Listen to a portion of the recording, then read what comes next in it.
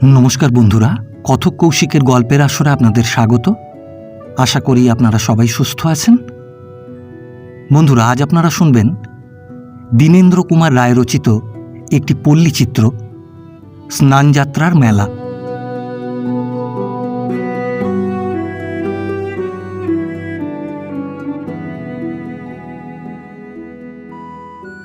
এবার জ্যৈষ্ঠ মাসের পূর্ণিমায় স্নানযাত্রা উপলক্ষে অনেক যাত্রী বেঙ্গল নাগপুর রেলপথে পুরীধামে যাত্রা করেছিল। আমি তীর্থযাত্রী নই, তীর্থদর্শনপূর্বক পুণ্য সঞ্চয়ের দুরাশাও আমার নেই। কিন্তু দীর্ঘকাল এই জনবিরল পল্লীপ্রান্তে বঙ্গজননীর স্নেহশীতল শ্যামাঞ্চলচ্ছায়ায় বসে মাতৃভাষার সেবা করতে করতে মনে হল, এরূপ একঘেয়ে তো দুঃসহ কোথাও একটু ঘুরে আসা যাক।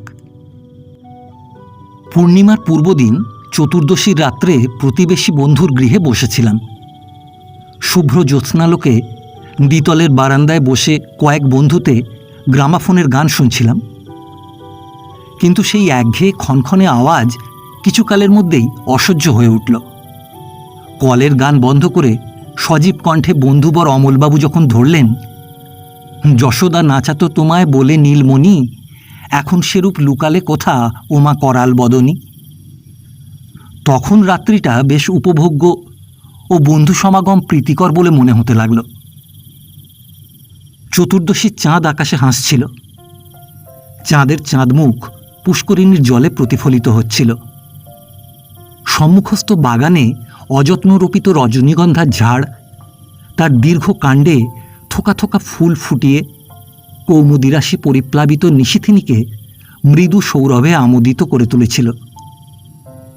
সমগ্র গ্রামখানি মৌন, সুপ্তবৎ স্থির। গ্রাম্য পথে জনপ্রাণীর সাড়া শব্দ নেই। সংকীর্ণ পথগুলি এঁকে বেঁকে নদীর ধারে, মাঠে, ভিন্ন পাড়ায় গৃহস্থের কুটির দ্বারে প্রসারিত। পথের দুই ধারে কলা বাগান, আম কাঁঠালের বাগান, তরিতরকারির ক্ষেত, বাঁশের ঝাড়। বাঁশের মাথাগুলি পথের ওপর ঝুঁকে পড়েছে। পাতার ফাঁকে ফাঁকে জ্যোৎস্নালোক নিম্নস্থ আশ্বাওড়া বা ভাঁট গাছের শীর্ষদেশ চুম্বন করছে। বাঁশের নিচে একটা শিয়াল শুকনো পাতার উপর খসখস করে নড়ছে।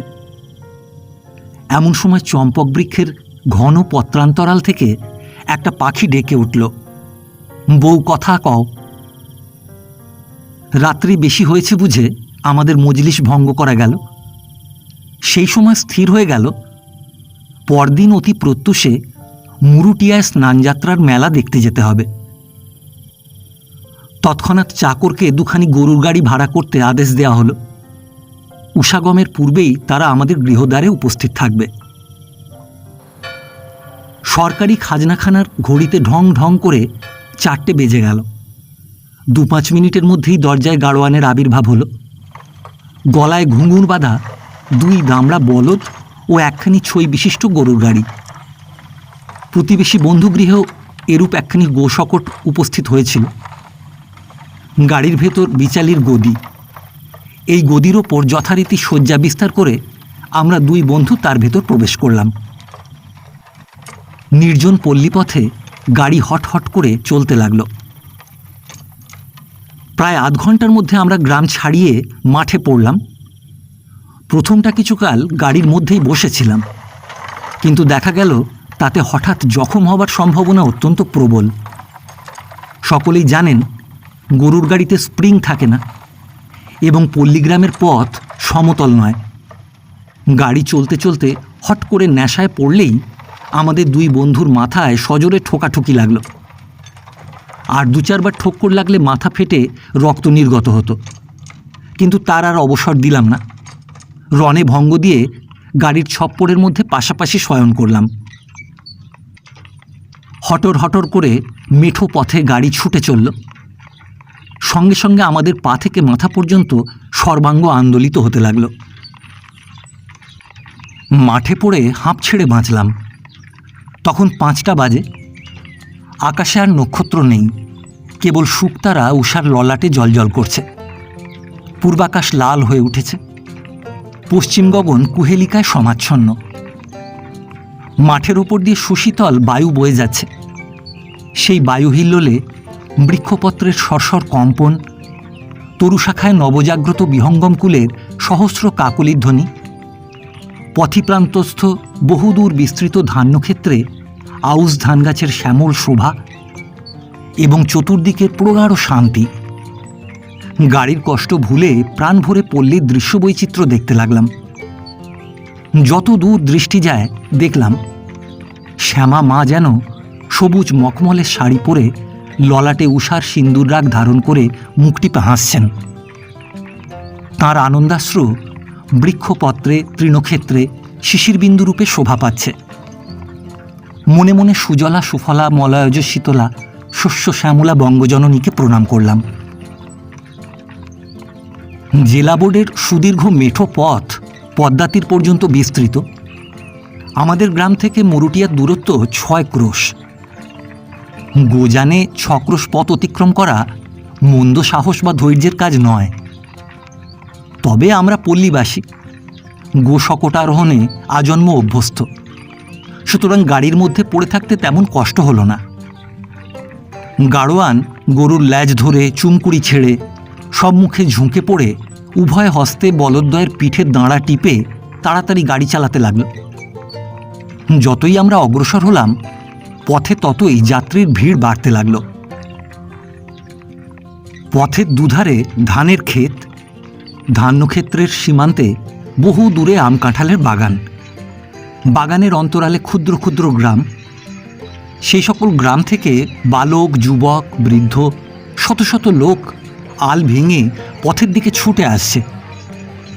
সেই সকল দলে বালিকা, যুবতী, বৃদ্ধারও অভাব নেই। সংবৎসরের পরে মেলা দেখতে পাবে, এই আনন্দে ও উৎসাহে তারা আমাদের গাড়ির পাশ দিয়ে দ্রুত চলতে লাগল। কোনো যুবতীর কোলে 1 বছরের একটি পুত্র বা কন্যা, কোনো বর্ষিয়ান পুরুষের কাঁধে একটি 3 বছরের শিশু। যাত্রীগণের বেশ বৈচিত্র্যই সর্বাগ্রে দৃষ্টি আকর্ষণ করে। কারো কাঁধে গামছা, হাতে বাঁশের লাঠি, কারো অঙ্গে ফুল কাটা সাদা কামিজ, পরিধেয় বস্ত্রখানির থেকেও তা সাদা। কোরা চাদরখানি বুকে বা কটি দেশে বাঁধা, কিন্তু ব্রুশ করা কালো জুতো জোড়াটি হাতে। কারো বুকের পকেটে গিলটির চেনে 13 শিকা মূল্যের ওয়াটারবাড়ি ঘড়ি, কারো কাঁধে অতি পাতলা ফিনফিনে সবুজ সিল্কের চাদর, কারো হাতে ছাতা, মাথায় লাল রুমাল বাঁধা। পল্লী যুবকদের বিচিত্র বসনভূষণ, বিচিত্র বেশ। কিন্তু মেলা সন্দর্শনাভিলাষিনী পল্লী নারীদেরও বেশভূষার বৈচিত্র্য কম নয়। ছিন্ন চিরধারিণী ভিখারিণী থেকে গুলবাহার শাড়ি পরিহিতা মণ্ডলদের ঝি পর্যন্ত সকলকেই সে দলে দেখতে পেলাম। নিম্ন শ্রেণীর হিন্দু নারীর সংখ্যাও অল্প নয়। কারো হাতে রূপোর বালা, কোমরে গোট, পায়ে বাঁকমল, কারো প্রকোষ্ঠে কালো চুড়ির গোছা, কারো কানে পাশা, নাকে নথ, গলায় দানা, কারো সীমন্তের সিঁদুর অতি স্থূল আকারে মাথার মধ্যস্থল পর্যন্ত প্রসারিত, কারো মাথার খোঁপাটি গম্বুজাকৃতি, তার ওপর 2টি রূপার কাঁটা, কপালে টিপ, নয়নে কাজল। পুরুষ ও রমণীরা দলে দলে চলছে, হাসছে, গল্প করছে, যেন মনে সুখের সীমা নেই, উৎসাহের অন্ত নেই। ভাবলাম কত অল্পে এরা সুখী, কিন্তু সেই সুখও কত পরিমিত।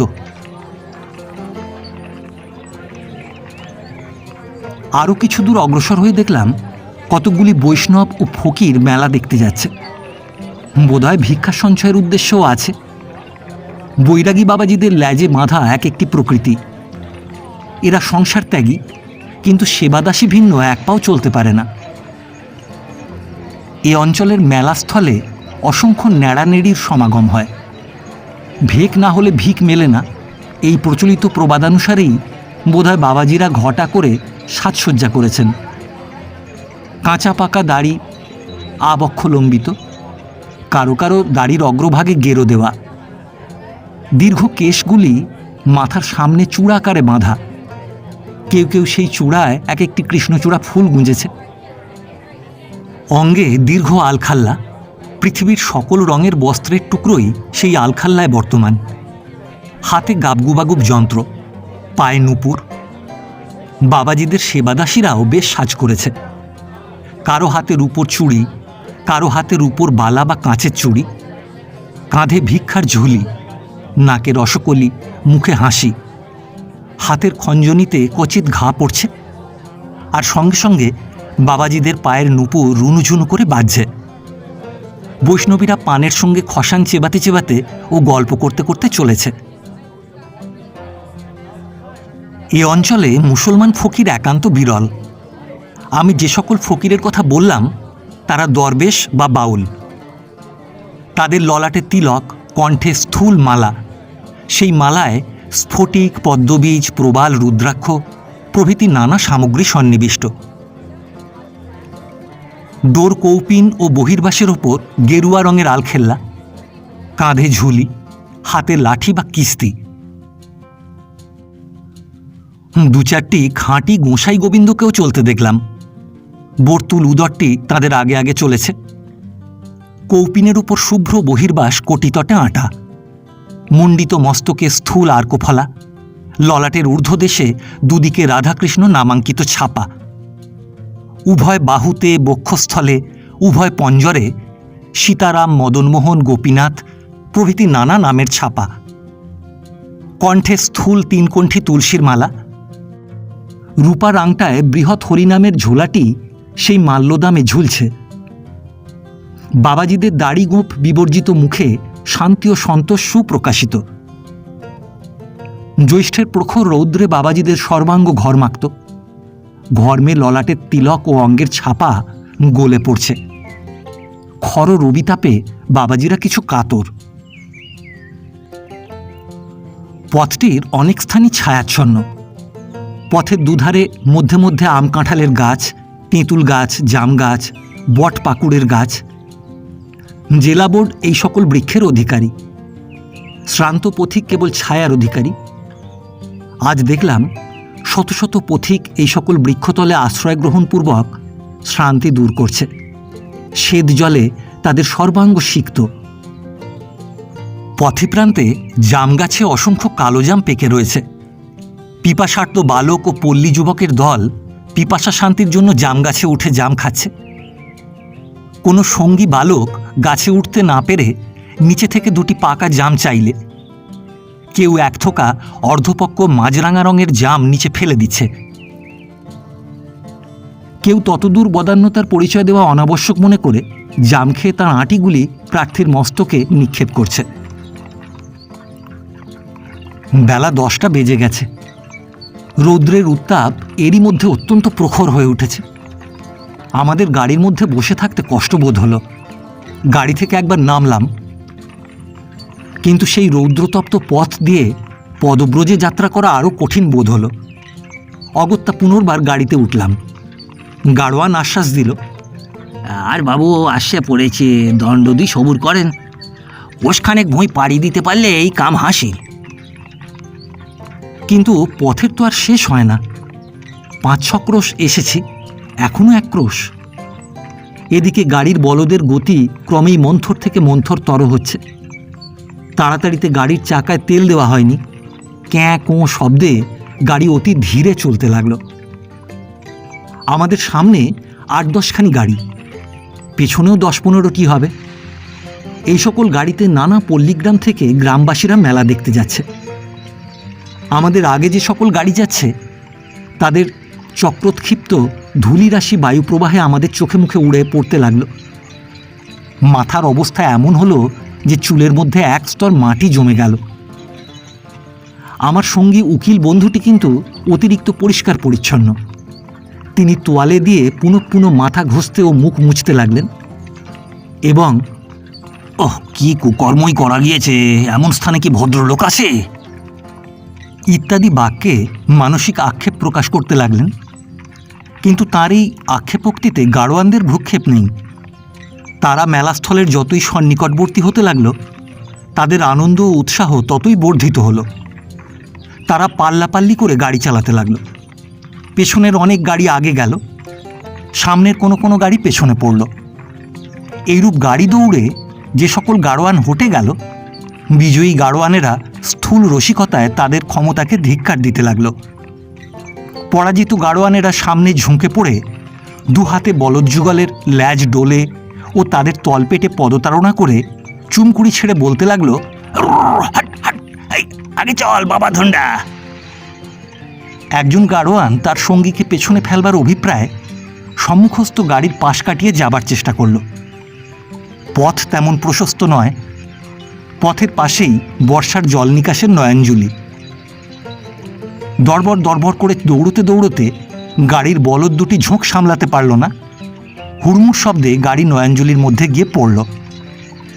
সঙ্গে সঙ্গে আরোহী চিৎকার করে উঠল, এই ওরে বেটা হারাম জাদা, শেষে কি গর্তে ফেলে খুন করবি? তার সহযাত্রী আর্তনাদ করে বলল, ওরে বাবা রে, মাথাটা ছাতু হয়ে গেছে রে। আমরা গাড়ি থামিয়ে কি বিভ্রাট ঘটল দেখবার জন্য নামলাম।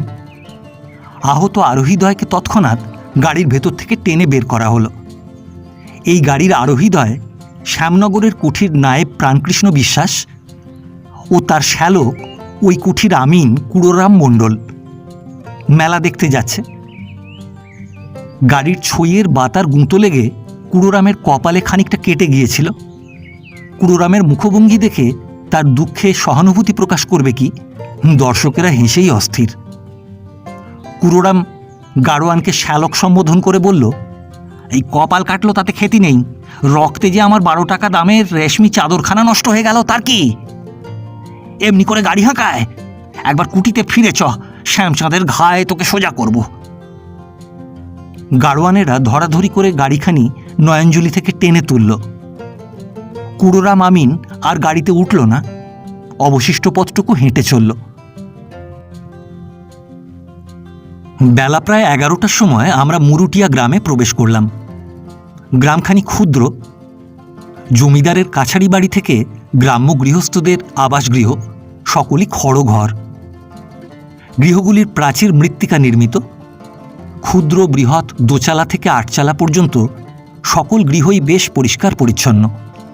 গোশালাগুলিও কোনো বাড়িতে 2খানি চালাঘর, কোনো বাড়িতে 3-4খানা।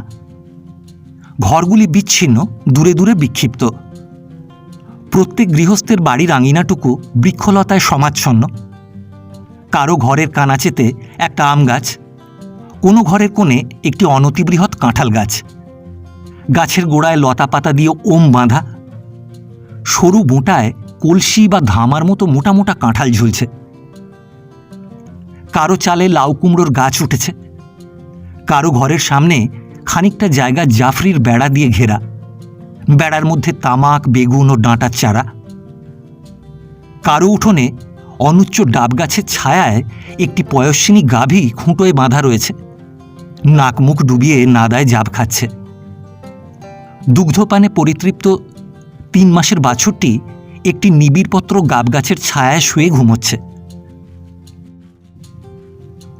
ঘরের পাশে গৃহস্থের ছাই গাদা, একটা কালো কুকুর তার উপর কুণ্ডলি পাকিয়ে শুয়ে বিস্ময়পূর্ণ দৃষ্টিতে গ্রাম্য পথে যাত্রী সমাগম নিরীক্ষণ করছে। মলিন বস্ত্র পরিহিত চাষার ছেলেমেয়েরা সারি বেঁধে পথের ধারে দাঁড়িয়ে 1, 2, 3 করে গরুর গাড়ি গুনছে। গৃহস্থ ঘরের দাবায় বসে থেলো হুঁকায় পরম নিশ্চিন্ত মনে তামাক টানছে। এবং এবার মেলায় কেমন জনসমাগম হবে, কত দোকান এসেছে ইত্যাদি অপরিহার্য বিষয়ের আলোচনায় সঙ্গীদের কানে সুধা বর্ষণ করছে। বেলা 11টার পর জগন্নাথের মন্দিরের সামনে এসে শুনলাম জগন্নাথের স্নানযাত্রা অনেকক্ষণ পূর্বে শেষ হয়ে গেছে। একটি ক্ষুদ্র ইষ্টকালয় তাঁর মন্দির, স্বতন্ত্র মন্দিরের অস্তিত্ব নেই। মুরুটিয়া গ্রামের জগন্নাথ এই গৃহে অবরুদ্ধ থাকেন। পুরোহিত ঠাকুর দিনান্তে একটা ফুল ফেলেও দারুব্রহ্মের সম্ভাষণ করেন কিনা সন্দেহ। কিন্তু স্নানযাত্রার সময় তার আনন্দের সীমা থাকে না। মুরুটিয়ার জগন্নাথ রথের সময় তেমন আদর যত্ন লাভ করেন না, সুতরাং বলতে হয় স্নানযাত্রাই তার স্পেশাল পরব। স্নানযাত্রার পর ঠাকুরের ভোগ শেষ হয়েছে। জগন্নাথ, বলরাম, সুভদ্রা স্ব স্ব আসনে বিশ্রাম করছেন। দলে দলে যাত্রী বিগ্রহত্রয়কে প্রণাম করে মেলা দেখতে যাচ্ছে। অনেকে প্রণামীও দিচ্ছে। প্রণামী সংগ্রহের লোভে পুরোহিতেরা আজ ঠাকুরঘর বন্ধ করেননি। গ্রামের পশ্চিম প্রান্তে ভৈরব নদ অবস্থিত। ভৈরবের তীরেই মেলা বসেছে। সেদিকে লোকজনের বসতি নেই। স্থানটিকে নদীর দেওয়ার বললেও অত্যুক্তি হয় না। পূর্বকালে ভৈরব নদ নামেই পরিচিত ছিল। নবাব সৈন্যেরা এই পথে যশোহর অঞ্চলে যুদ্ধযাত্রা করত। তখন বাংলায় ধন ছিল, ধান ছিল, মান ছিল। এখন তার কিছুই নেই। এখন ধনের পরিবর্তে বন, ধানের পরিবর্তে পাট এবং মানের পরিবর্তে অপমান বঙ্গের ভূষণ হয়েছে। বঙ্গের অধিকাংশ নদীর যে অবস্থা, এখন ভৈরবেরও সেই অবস্থা। বোধ করি তার অপেক্ষাও দুরবস্থা হয়েছে। মোহনা বদ্ধ হওয়ায় নদী মজে গেছে। নদীতে এক বুক মাত্র জল, তাও শৈবালে, টোপাপানায় ও পাঁকে পরিপূর্ণ। নদীর উভয় তীরে শস্যক্ষেত্র, কোথাও গহন বন। বাঘ, বুনো শুয়োর, ম্যালেরিয়া আর ওলা ওঠা দীর্ঘকাল থেকে এই অঞ্চলে রাজত্ব করছে। যাদের অদৃষ্টে দুঃখভোগ অপরিহার্য, এর মধ্যে তারাই কিছুকাল ধরে কোনো রকমের টিকে আছেন। কিন্তু তাদের উদরে অন্ন নেই, দেহে বস্ত্র নেই, প্রাণে সুখ নেই। তথাপি সংবৎসর পরে গ্রামখানিতে আজ নতুন উৎসাহের সঞ্চার হয়েছে। বৎসরের জড়তা পরিহার করে সকলেই কয়েকদিনের উৎসবানন্দকে তাদের সংকীর্ণ জীবনপথের পাথেয় রূপে গ্রহণ করবার জন্য এত ব্যস্ত হয়ে উঠেছে। প্রভাত থেকে এ পর্যন্ত মেলাস্থলে সহস্রাধিক লোক সমাগত হয়েছে। ৮-১০ ক্রোশ দূর থেকে গ্রাম্য লোকেরা মেলা দেখতে এসেছে। দোকান পসারিও বড় কম আসেনি। উত্তরে কৃষ্ণনগর ও পশ্চিমে বহরমপুর, নদিয়া, মুর্শিদাবাদের প্রধান নগর থেকেও বিস্তর দোকান এসেছে। দোকানদারেরা ক্ষুদ্র ক্ষুদ্র সারি সারি অস্থায়ী চালা তুলে তার মধ্যে দোকান খুলে বসেছে। দুদিকে দোকান, মধ্যে সংকীর্ণ পথ। এক এক রকম জিনিসের দোকান এক এক দিকে। কোথাও কাপড়ের দোকান, কোথাও বাসনের দোকান, কোথাও নানাবিধ মনোহারী দ্রব্যের দোকান। গত ৩ বছরের চেষ্টার পর পশ্চিমবঙ্গের দূরবর্তী পল্লীতে এই মেলা উপলক্ষে স্বদেশীর যে অবস্থা দেখলাম, তা অত্যন্ত শোচনীয়, হৃদয় বিদারক। দেখলাম রাশি রাশি বিদেশি পণ্যদ্রব্য, জার্মানির আমদানি, চীনেমাটির শিব, দুর্গা, কালী, গণেশ থেকে ম্যানচেস্টারের কাপড় পর্যন্ত সকলই নিরাপত্তিতে বিক্রিত হচ্ছে। ২-৩টি দোকানে নানা আকারের সুন্দর সুন্দর পাথরের বাটি, খোড়া, ডিশ প্রভৃতি বিক্রয়ার্থ সজ্জিত আছে। সেখানে ১০ জন বর্ষীয়সী পল্লী নারী ভিন্ন অন্য কাউকে দেখলাম না। তারাই পাথর ও খোড়াখুড়ির দর করছে। কিন্তু বিলাতি কাচের, এনামেলের বাসনের দোকানে অত্যন্ত ভিড়। পল্লীগ্রামের ভাই সাহেবেরা ও পল্লীবাসী নিম্ন শ্রেণীর হিন্দু যাত্রীরা পরমানন্দে বিলাতি কাচের ও লোহার বাসন কিনছে। শত শত লোকের হাতে কাঁচের বাটি, এনামেলের ডিশ, পেয়ালা, গামলা। আমার বন্ধুটি একজন মাতব্বর মুসলমান যাত্রীকে কয়েকটি এনামেলের বাটি কিনতে দেখে জিজ্ঞাসা করলেন, বাপু, তোমার দেশের এমন সুন্দর পেতল কাঁসার জিনিস থাকতে এই সকল বাজে বিলাতি জিনিস কিনলে কেন? মুসলমান মাতব্বরটি তার সুদীর্ঘ দাড়িতে হাত চালনা করে অবজ্ঞাপূর্ণ দৃষ্টিতে বন্ধুর মুখের দিকে চাইল। তারপর শ্রীমুখ বিনিসৃত পলাণ্ডু গন্ধে বায়ুমণ্ডল সুবাসিত করে সহাস্যে বলল, আমার খোশ। যে দেশের 15.16 আনা লোকের মতিগতি এমন বিকৃত, যারা এতদূর অধঃপতিত, জাতীয় স্বার্থে সম্পূর্ণ দৃষ্টিহীন ও উদাসীন, তাদের মঙ্গল কোথায়? এত রকম সুন্দর সুন্দর পিতল, কাঁসার বাসন আমদানি হয়েছে যে তা দেখলে চোখ জুড়ায়। কিন্তু তা তেমন বেশি বিক্রি হতে দেখলাম না। কৃষ্ণনগর থেকে ২-১খানি মাটির পুতুলের দোকান এসেছে, নানা রকম সুন্দর সুন্দর পুতুল। কিন্তু সাদা বিলাতি কাঁচের পুতুলই অনেক যাত্রীর হাতে দেখলাম। জুতোর দোকানে চাষার ভয়ঙ্কর ভিড়। পেটে ভাত না থাক পায়ে জুতো চাই। নিত্য তাদের পিঠে যে পয়জার পড়ছে তাই যেন যথেষ্ট নয়। বিলাতি ছাতি ভয়ঙ্কর সস্তা, স্বদেশি ছাতি বলেই তা বিকৃত হচ্ছে। তার কঞ্চির বাঁট ভিন্ন, আর কিছুই স্বদেশি নয়। তার কাপড়, শিক, স্প্রিং, এমনকি ছাতি জড়িয়ে বাঁধবার ফিতাটুকু ও বোতামটা পর্যন্ত বিলাতি। বর্ষা আসন্ন প্রায়, সুতরাং দলে দলে চাষারা গেঁজে থেকে সিকি, দুয়ানি, আধুলি বের করে কেউ বা ট্যাঁক থেকে একটি টাকা খুলে ছাতি কিনছে। পূর্বে পূর্বে দেখতাম কোথাও মেলা বসলে সেখানে খাঁটি স্বদেশি তালপত্রের আতপত্র প্রস্তুত হতো। 4-5 পয়সা দিয়ে পল্লীবাসীরা এক একটা তালপাতার ছাতা কিনত। একটা তালপাতার ছাতা 5 বছরেও নষ্ট হতো না। কিন্তু এখন আর তালপাতার ছাতাতে মন ওঠে না। অন্ততপক্ষে ঘটি বাটি বাঁধা দিয়েও মেলায় 12 গন্ডা পয়সার স্প্রিংয়ের ছাতি কিনতেই হবে। রাজপুরুষেরা কেন না বলবেন, তোমাদের দেশের চাষার পর্যন্ত পায়ে জুতো, মাথায় ছাতা। ইন্ডিয়ার প্রসপারিটির সীমা নেই। দুঃখের কথা বলবো কি, আমাদের গাড়োয়ানটা পর্যন্ত একটি পয়সা চেয়ে নিয়ে তামাক খাবার জন্য দেশলাই কিনল। তাকে জিজ্ঞাসা করলাম, চকমকি রাখিস না কেন? সে বলল, 8 পয়সার দেশালুয়ে 10 দিন তামাক খাওয়া হয়। ওই শোলা রে, ঠুকনি রে, পাথর রে, এইসব জঞ্জাল কে সঙ্গে টেনে বেড়ায়। দেশের লোকের মতি কেমন বিগড়েছে দেখুন। দেখলাম যে সকল লোক খেতে কৃষানি করে দৈনিক 8 পয়সা উপার্জন করে, বা খোরাক পোশাক সহ 5 শিকে বেতনে গাড়োয়ানি কিংবা রাখালি করে, তারাও মেলা দেখতে এসে 2 পয়সা দিয়ে এক এক রকম বিলাতি সিগারেট কিনেছে এবং তা মুখে গুঁজে পরম নিশ্চিন্ত মনে ধোঁয়া ওড়াচ্ছে। আমার বন্ধুটি এই জাতীয় একটি সিগারেট পাই মালতেরপোকে জিজ্ঞাসা করলেন, এই 8 পয়সার তামাক কিনলে 5-7 বার খাওয়া চলে, তা না কিনে সিগারেট খাও কেন? মালতেরপো এক মুখ ধোঁয়া ছেড়ে দাঁত দেখিয়ে আমাদের মনের ভ্রান্তি ঘুঁচিয়ে বলল, বলেন কি কর্তা, তামাক রাখো, টিকে রাখো, কলকে রাখো, তামাকে ফ্যাঁসাত কত, আর এ কেমন মজা, মুখে পুরে দিয়েছিলুই ধরাতে না ধরাতে তামাকের তেষ্টা মেটে। কাপড়ের দোকান অনেক দেখলাম। চাষারা সেখানে বোম্বাই কাপড় চাইছে, কিন্তু দোকানদারেরা অসংকোচে বোম্বাই বলে বিলাতি চালাচ্ছে। পল্লীগ্রামে স্বদেশীর এমন দুর্গতি দেখে দুঃখ হলো। লোহালক্কর থেকে ক্যাঁচক্যাঁচের মাদুর পর্যন্ত কত জিনিসের দোকান দেখলাম তার সংখ্যা নেই। মিষ্টান্নের দোকান শতাধিক।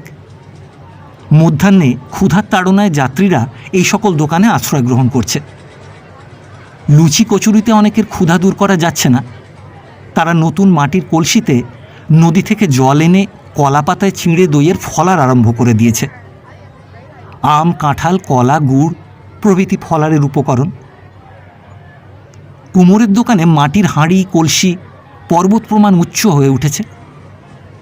কাঁঠাল বিক্রেতারা গরুর গাড়িতে বোঝাই দিয়ে ছোট বড় হাজার হাজার কাঁঠাল বিক্রি করতে এনেছে। সেই কাঁঠালের স্তূপ দেখে মনে হয় এত কাঁঠাল কিনবে কে? কিন্তু ক্রেতার অভাব নেই। এবার পল্লী অঞ্চলে অপর্যাপ্ত কাঁঠাল ফলেছে। যে গাছে কখনো কাঁঠাল ধরে না তাতেও এবার কাঁঠাল দেখা দিয়েছে। 2-4 পয়সায় এক একটা কাঁঠাল পাওয়ায় অনেক গরিব লোক এই অন্ন কষ্টের দিনে কাঁঠাল খেয়েই দিনপাত করছে। দেখলাম আমোদ প্রমোদের প্রয়োজনও এখানে উপেক্ষিত হয়নি। সর্বপ্রথমেই আমাদের দৃষ্টি কুপন খেলার দিকে আকৃষ্ট হলো। এ এক জাতীয় জুয়া খেলা। 1 পয়সা বাজি ধরে যদি জিত হয় তাহলে কয়েকটি পয়সা লাভ হয়, যদি হার হয় তবে সেই পয়সাটাই যায়। চাষার ছেলেরা 2-4 আনা হাতে নিয়ে খেলতে বসেছে। কেউ 2-1 টাকা জিতে সরে পড়ছে, কেউ বা কষ্টসঞ্চিত অর্থ হেরে কাঁদতে কাঁদতে গৃহে ফিরছে। কুপন ব্যবসায়ীরা এমন কৌশলে খেলা করে যে প্রথমে অন্য লোকে কিছু কিছু জিতলেও শেষে সর্বস্ব হারায়। লাল পাগড়ির দল এই অবৈধ খেলা চলতে দেখেও সেদিকে ভ্রুক্ষেপ করছে না। রূপচাঁদের মহিমায় কিনা সম্ভব। একটা ফাঁকা জায়গায় নাগরদোলা ও কাঠের ঘোড়া বনবন শব্দে ঘুরছে। চাষার দল ছেলে বুড়ো তাতে পাক খাচ্ছে। কোনো কোনো রসিক নাগর পল্লী বারবিলাসিনীকে পাশে বসিয়ে নাগরদোলায় উঠেছে। দলে দলে লোক উৎসবের পরিচ্ছদে সজ্জিত হয়ে সেখানে সমাগত হয়েছে। নিকটে পানের দোকানে নানা ভঙ্গিতে সেজে বিভিন্ন পল্লীর বয়াটে ছোকরারা 1 পয়সায় 4 গোলাপি খিলি বেচছে।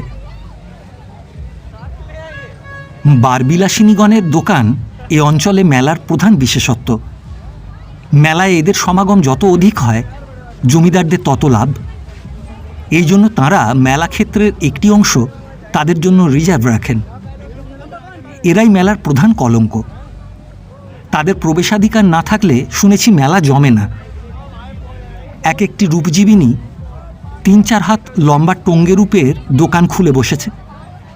মেলার একধারে এরূপ শত শত টঙ্গ। অর্থোপার্জনের আশায় নানা পল্লী থেকে 300রও বেশি রূপজীবিনীর সমাগম হয়েছে।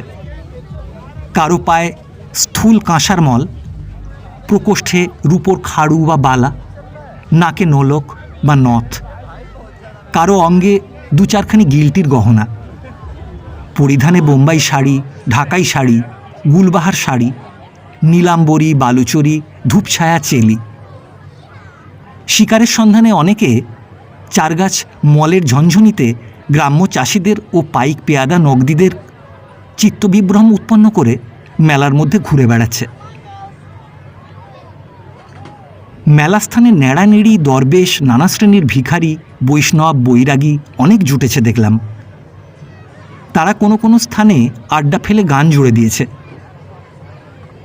বৈষ্ণবীদের কাঁসার মতো ক্ষণক্ষণে মিহি কণ্ঠস্বরের সঙ্গে বাবাজিদের মোটা মোটা সুর মিলে অপূর্ব শব্দ সমন্বয় উৎপন্ন হচ্ছে। এদের প্রধান বাদ্যযন্ত্র ডুগি, খঞ্জনি, নূপুর, গোপীযন্ত্র বা গাবগুবাগুব। এক এক আড্ডায় এক এক রকম গান চলছে। সেখানে লোক ভেঙে পড়েছে। মুহুর্মুহু গাঁজা চলছে। গাঁজার গন্ধে সেদিকে অগ্রসর হয় কার সাধ্য। এক স্থানে একটা ছোট্ট তাঁবু, তাঁবুর সামনে একখানি লাল কাপড়ে লেখা আছে দি গ্রেট ন্যাশনাল সার্কাস। তার অদূরে অত্যাশ্চর্য বন্দে মাতরম ম্যাজিক। ন্যাশনাল ও বন্দে মাতরম শেষে বেদের বানর নাচ ও ভেলকিওয়ালার বিজ্ঞাপনে পর্যন্ত আশ্রয় গ্রহণ করেছে। কি আশ্চর্য মতপরম! কিন্তু হঠাৎ অত্যন্ত বাড়াবাড়ির এমনই পরিণাম, আক্ষেপ করে ফল নেই। দর্শকেরা এই বস্ত্রাবাসের সামনে কাতার দিয়ে দাঁড়িয়ে আছে। বস্ত্রাবাসের দ্বার প্রান্তে একটা লোক কালো গেঞ্জি ফ্রক গায়ে দিয়ে বানরের মুখে এঁটে চাদরের ল্যাজ কাঁধে দিয়ে নানা ভঙ্গিতে নাচছে।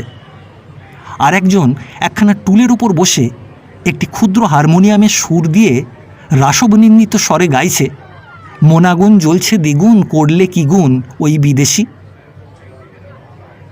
সার্কেস দেখে মোনাগুনের জ্বালানি বাবার জন্য দলে দলে চাষারা 2 পয়সা দক্ষিণা দিয়ে তাঁবুর ভেতর প্রবেশ করছে। অত্যাশ্চর্য বন্দে মাতরম ম্যাজিকের দর্শনই কিন্তু 1 পয়সার বেশি নয়। ঘুরে ঘুরে বড় পরিশ্রান্ত হওয়া গেল। বেলা 2টোর সময় একটা দোকানে কিছু জলযোগ শেষ করে মেলাস্থল থেকে বিদায় গ্রহণের আয়োজন করছি। এমন সময় আকাশে হঠাৎ একখানি মেঘ উঠে ঝমঝম শব্দে বৃষ্টি আরম্ভ হলো। শুনেছিলাম স্নানযাত্রার দিন বৃষ্টি হবেই, কিন্তু হঠাৎ এভাবে বৃষ্টি আসবে কে ভেবেছিল? শীঘ্র বৃষ্টি থামল না। আকাশের চারিদিকে ক্রমে মেঘরাশি স্তরে স্তরে পুঞ্জীভূত হয়ে উঠল। চারদিক অন্ধকার করে জোরে জোরে বৃষ্টি পড়তে লাগলো। দোকানদারেরা দোকানের ঝাঁপ ফেলে দিল। দর্শকেরা যে যেখানে পেল আশ্রয় নিল। অনেকে আশ্রয়স্থলের অভাবে গাছের তলায় দাঁড়িয়ে ভিজতে লাগলো। দেখতে দেখতে মেলার প্রমোদক্ষেত্র নিস্তব্ধ শ্মশানের ভাব ধারণ করল। কেবল ঝমঝম জলের শব্দ আর মুহুর্মুহু মেঘ গর্জন। আমরা নিরুপায় হয়ে জমিদারের কাছারি ঘরে আশ্রয় নিয়েছিলাম। সেখানে তখন একদল দরবেশ দর্শকগণের সামনে বসে গোপীযন্ত্রের সঙ্গে তাদের স্থূল কণ্ঠস্বর মিলিয়ে নানাভাবে অঙ্গভঙ্গি করে মাথা নেড়ে গাইছিল, আপন বেল কেতাব সে ঢুড়েলে মুর্শিদ আমার কোনখানে বিরাজে রে। মুর্শিদ আমার কোন শিয়রে জাগে রে। ঘরখানি বান্ধ বান্দা দুয়ারখানি ছান্দ, আপনি মরিয়ে যাব মিছে পরের লেগে কান্দরে। 18 মোকামের মধ্যে জলে হার সরে রে, তিল প্রমাণ জায়গা বান্দা 18 শয্যা পরে রে। আমার খোদার দোস্ত মোহাম্মদ নবী কোনখানে নেমাজ করে রে। আসমান জোড়া ফকির রে ভাই, জমিন জোড়া কেঁথা, এসব ফকির মলে পড়ে তার কবর হবে কোথা রে। মুর্শিদ আমার কোন শিয়রে জাগে রে।